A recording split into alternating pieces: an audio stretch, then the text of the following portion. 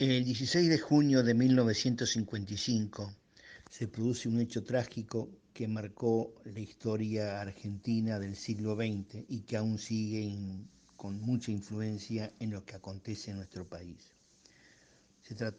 Estábamos en medio del gobierno del general Perón, que había ganado las elecciones en 1946 y había sido reelecto en 1951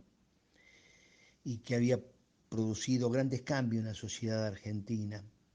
como lo habían sido el avance en las organizaciones obreras y la legislación laboral, como lo había sido la nacionalización de variadas empresas, los servicios públicos, etc. Pero fundamentalmente había sido, y todo eso se sintetizó en lo que fue la Constitución de 1949, donde en sus artículos 37, 38, 39 y 40 se marcaba una serie de tópicos que siguen siendo claves y que no han tenido evidentemente continuidad histórica. En el 37, reivindicando los derechos de los trabajadores, de la familia, de la educación y la cultura, de la comunidad. El 38, planteando la función social de la propiedad, de la actividad económica, del capital. El 39, planteando que la economía debía estar al servicio del bienestar social, o el 40, reivindicando el tema de que las empresas, sobre el rol de las empresas del Estado, que la importación y exportación debía estar en manos del Estado, etc.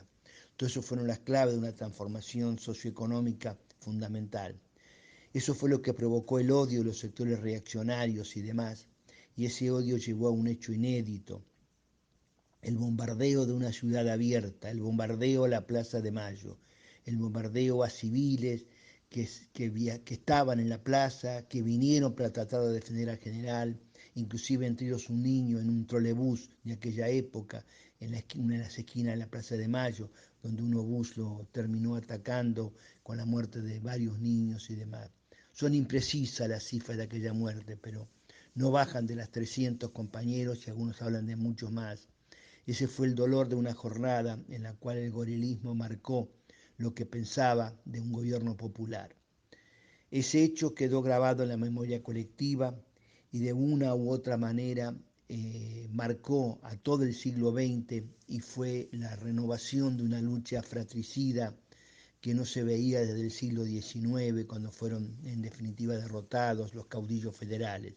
De ahí en adelante, la Argentina vivió trágicas jornadas que aún no han terminado de saldar, donde las diferencias actuales encuentran su raíz en aquellos hechos, donde se habla mucho de la violencia cotidiana, de la persecución a los chicos, a los jóvenes, las barriadas, del gatillo fácil y demás, sin encontrar la razón muchas veces de esos hechos. Y la razón la podemos encontrar en haber abandonado la construcción de un estado de bienestar, de un estado distinto, de una participación y protagonismo popular, que fue callada a los bombazos. Aquel 16 de junio sobrevivió el gobierno peronista, pero 3 meses más tarde, el 16 de septiembre de 1955, otro golpe militar terminó con el gobierno del general Perón, terminó con esas conquistas y de ahí en adelante podemos decir que prácticamente con pequeñas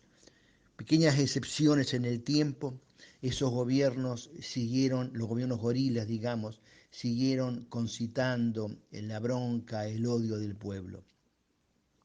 A tantos años de aquellos acontecimientos, no podemos menos que recordarlos con el dolor que significa una patria que perdió su rumbo, una patria que no termina de encontrarlo, y una patria donde cotidianamente ahora tenemos que empezar a construir una respuesta de integración, pero no de integración con la oligarquía, sino de integración y unidad de los sectores populares para que esto pueda construir un futuro nuevo y un futuro distinto. Que el 16 de junio del 55 no haya sido un dolor gratuito, no haya sido el dolor de un pueblo sin recompensa en el futuro. Y la recompensa esperamos encontrarla en la mayor felicidad